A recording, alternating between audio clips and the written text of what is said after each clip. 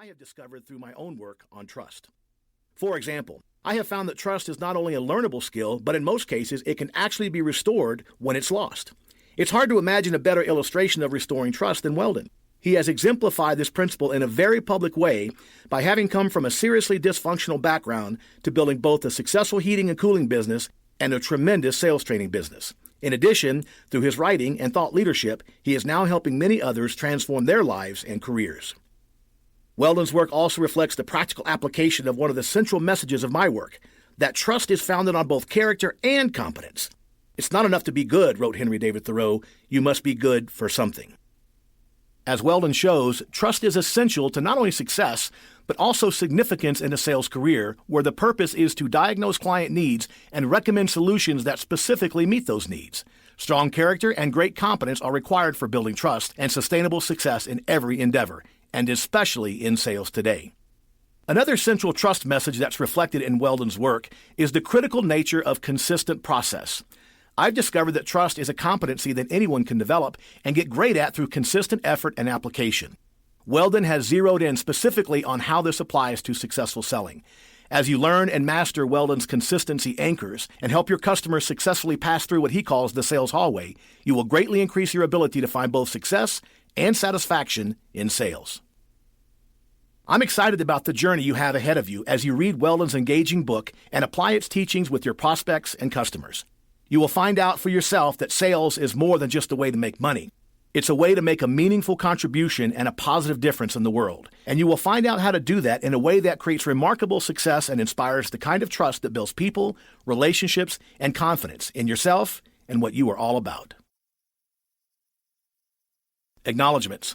To my wife and children, Taryn, Hunter, and Skylar.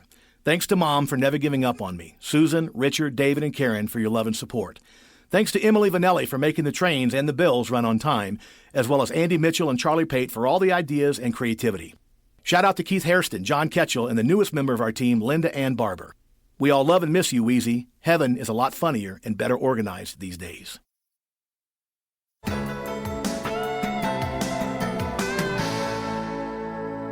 Consistent activities produce consistent results. Are your sales sometimes what you want them to be and sometimes not what you're hoping for?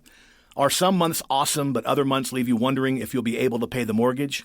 If so, those are by definition random results. And those random results are not coming from consistent sales activities. Those random results are coming from random sales activities. Sporadic and unreliable sales and performance usually means you aren't doing the same thing consistently on every sales call. Your actions are random, and as a result, your results are random. It isn't rocket science. It's just a fact of life. Random sales activities will never accidentally start producing consistent sales results. Consistent sales activities will never start producing random results. It just doesn't happen that way in real life. So as long as your sales activities consist of walking into a call and winging it, your sales results will always be sporadic. Consistent activities produce consistent results. Random activities produce random results. The operative word is process.